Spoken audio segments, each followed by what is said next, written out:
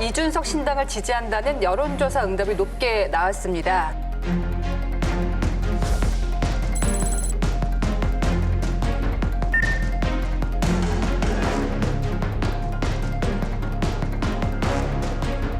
신당의 영향력 어떻게 보십니까? 이준석 신당에 대해서 뭐 혐오 정치를 한다, 20, 30대에 의존하는 정치를 한다고 하는데 이준석 신당을 하면 누가 따라가겠느냐 이렇게 얘기하는데 그거는 오판입니다. 이준석 신당은 이미 실체가 있는 거예요. 호불호와 관계없이 지금 여론조사 해보면 TK 지역에서는요 오히려 1% 안팎이지만 신당이 더 높게 나옵니다. 예를 들어서 이준석 대표가 뭐 원에 출마하든 대구에 출마하든 지역구에 출마 안 하고 비례대표로 가도 당선권에 들어간다는 거예요. 저는 정치는 아무리 봐도 도전이라고 생각하고요. 새로 뭔가를 시도하는 사람에게는 가장 어려운 도전이 있다면 그 아성을 깨는 것일 것입니다. 제가 그런 역할을 해달라는 요구가 있을 때는 저는 당연히 어렵다는 이유로 회피하지 않겠다 그런 생각을 하겠습니다. 네. 이분은 지금 대구에 출마를 원하고 계세요. 네, 그래서 노원병은 어차피 출마해도 그리고 이 정도면 어느 정도 실체가 있는 거거든요. 네.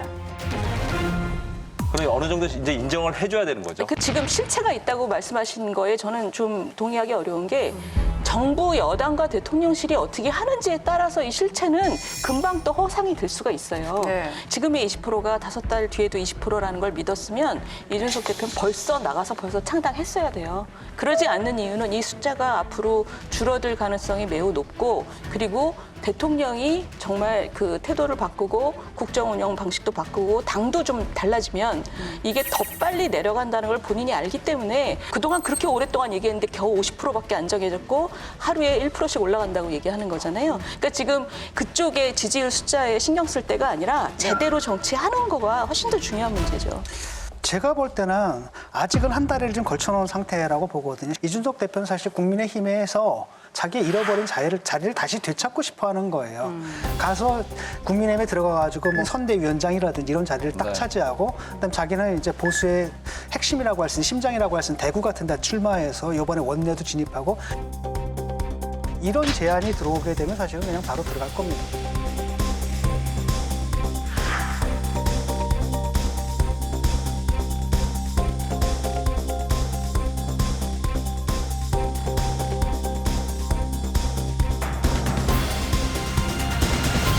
그다음에 신당이 된다 하더라도 지금도 애매모호한 게 두 가지거든요. 무슨 신당이야 라고 했을 때 하나는 뭐냐면 개혁 보수 정당이에요. 그러니까 예를 들어서 유승민, 이준석 요 계열로 우리가 사실 국힘은 안 된다. 이미 보수 정당 생명이 끝났다. 국힘을 대체할 수 있는 정당으로 가겠다. 이렇게 하는 경우가 있겠고 두 번째로는 뭐냐면 또 극대섭이라든지 또는 뭐 또 정의당의 일부 인사라든지 또 민주당의 일부 인사까지 해서 중도 보수 연합 정당인 겁니다. 이 경우에는 네. 하나의 거대한 플랫폼 정당처럼 하나 만들어가지고 그 나가겠다라는 건데 지금 어느 쪽으로도 확실하게 얘기를 하지 않고 있거든요. 그렇죠. 그래서 그 이준석 신당에 참여하는 세력이 누가 될 건가를 유심히 보시면 돼요. 지금 뭐 양금석이라 그래서 뭐 양향자, 뭐 금태섭, 이준석, 거기에 또 이현주 의원, 또 정의당 출신인 유호정 의원 얘기다. 거기다 이제 비명계 얘기도 나오잖아요. 그렇게 되면 이제 정체성이 모호한 자판밥이 되어버리거든요. 그래버리면 아마 거의 뭐 성공 확률은 낮다고 보고요. 정말로 그 아직은 개혁 보수의 자기의 정체성을 지킬 거라 생각하면 어느 정도 국힘에 미련을 둘 거라고 생각합니다. 그래서 12월까지 시간을 두면서 어떤 분들이 참여하고 있나를 보시면 돼요. 그래서 저는 이준석 신당이 루비콘강을 완전히 건넌 것은 아니다. 그리고 돌아올 다리까지 완전히 불사른 상황은 아니다. 저는 이렇게 봅니다. 지금 비윤계뿐만 아니라 비명계까지 품는 빅텐트 신당을 구성하고 있다. 이라는 보도가 계속 나오고 있습니다. 최근 이준석 전 대표와 만난 민주당 이상민 의원이 이준석 신당 합류 가능성을 시사했습니다. 가능성은 다 뭐 그것이 나쁜 것이 아니면 어느 거는 경우나 열려 있지 않겠습니까? 저는 12월 말까지 이렇게 가는 건 너무 저 개인적으로는 늦다고 생각합니다. 그 이전에 할 생각입니다. 제 입장에서야 어려운 길이 되더라도 할 가치가 있는 일이라고 생각합니다. 민주당에서 어떻게 보고 있습니까? 이 사안을. 뭐 예상했던 바인데요. 어떤 점에서요? 네. 뭐 이상민 의원은 평소에 그 여야 의원들 두루 널리 만납니다. 또 생각이 다른 분들도 잘 만나고 그런 분이기 때문에 뭐 이준석 대표가 만나자고 했으면 능히 만났을 뿐이고 되게 우연하게 만난지 또는 의도적으로 만난지 잘 모르겠습니다. 다만 뭐 민주당의 소위 비명계 의원들하고 이준석 당대표와의 어떤 그 정치적 접점들이 있냐 보면 저는 별로 없다고 봅니다. 사실. 썩 현실적인 선택지 같지는 않습니다. 예. 그럼 조 의원님도 신당행 가능성을 뭐 전혀 열어두고 있으시지는 않는 느낌이십니다. 어디 이준석? 뭐 어디 예. 예, 아유, 현재로서 예. 만약에 신당이 만들어진다 하더라도 이준석 대표하고 같이 할 가능성은 별로 없습니다. 네. 왜냐하면 이준석 대표 역시 예. 혐오 정치를 기반으로 해가지고 이제 정치를 하는 분이기 때문입니다. 그런 이준석 대표는 그 나름대로 자기 길이 있어요. 그 길을 존중합니다. 그러나 적어도 김종민이 생각하는 새로운 정치, 내가 하고 싶은 정치는 아니에요, 그런 거는. 그리고 아마 민주당에 있는 이른바 다른 소신파 의원들이 대부분이 같은 생각일 겁니다.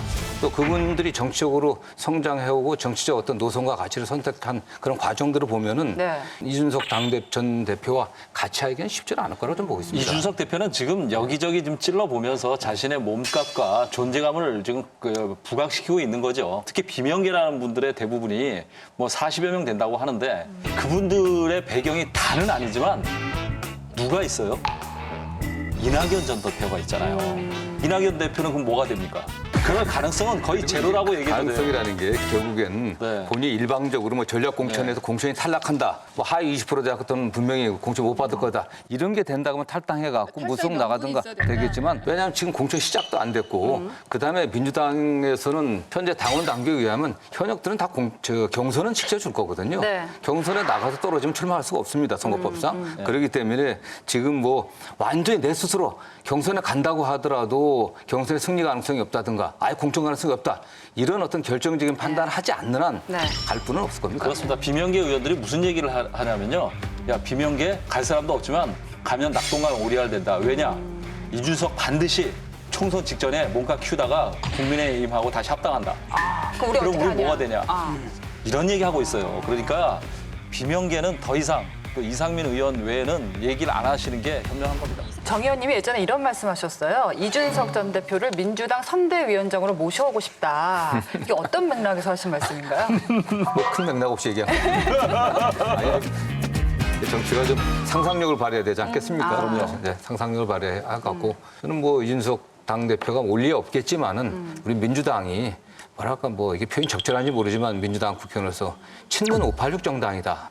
저 바로 섬찟한 생각이 확 스치는데 기자 약간 너무 의도가 유일단인데 아니 친명 좌장의 아니 저는 기자 입장에서 친명 좌장이시라는 분 입에서 친문 586들 청산론을 얘기하시고 나서 이거 저 공천 때 피바람이 좀 부는 거는 의미심장한데요. 예, 계속 들어볼게요. 예. 아니 좀 제 얘기 좀 들어봐야죠.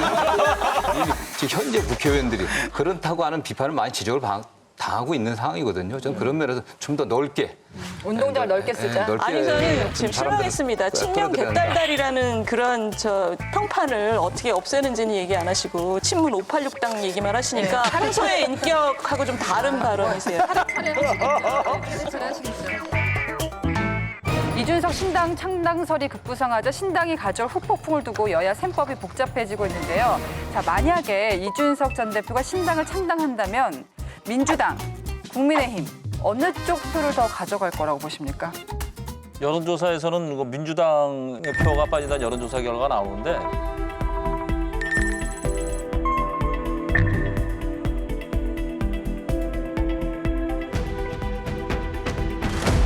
그거는 그냥 일시적인 여론조사일 뿐이고 장기적으로 보면 국민의힘에 더 불리하죠.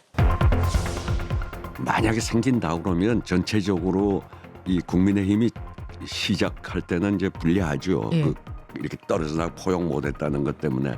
근데 막상 나가서 제3당이 돼서 표를 얻으면 민주당 표를 더 많이 가지고 와요.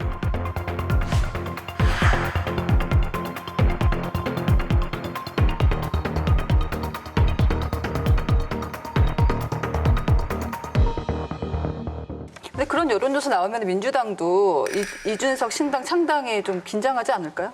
저는 그런 느낌은 전혀 못 받았고요. 오히려 어쨌든 간에 이준석 전 대표가 국민의힘의 당대표 아니었습니까?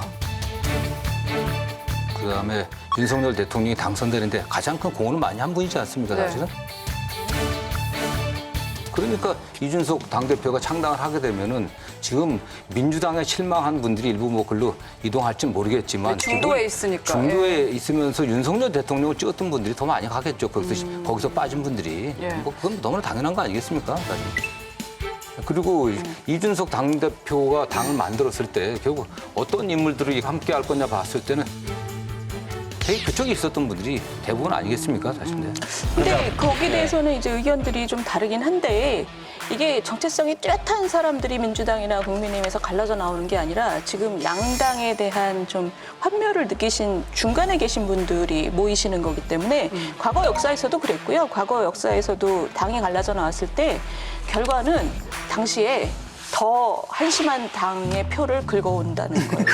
그러니까 지금 숫자하고는 달라질 수 있다는 거죠. 지금 나온 여론조사는 민주당의 표를 더 긁어오는 걸로 나오는데 앞으로 5개월 후에 진짜 실전 바로 앞에서 어느 당이 조금 더 못하고 있냐에서 국민들이 선택을 한다는 것이 저는 더 오히려 맞는 얘기인 것 같습니다. 뭐 그렇겠죠. 그거야 최종적으로 결국 지금 5개월 남았는데 저도 경험을 해보면은 대개 선거 한 2달부터 한 달 사이 그때 여론이 결정적인 것 같아요. 그때 실수를 하지 말아야 되고 그 당시 여론이 지금 대통령 임기 중간 지금 2년 만에 치러진 선거이기 때문에 정권 심판할 건지 윤석열 대통령이 힘 실어갖고 마지막 기회를 줄 건지 아니면 도저히 기대 가능성이 없으니까 야당에게 견제할 힘을 줄 건지 이걸로 결정나는 거 아니겠습니까? 그렇기 때문에 사실 개인적으로는 그렇게 양쪽으로 나눠질 게 분명하기 때문에 이준석 신당이 전 성공하기 쉽지 않다고 보고 있습니다.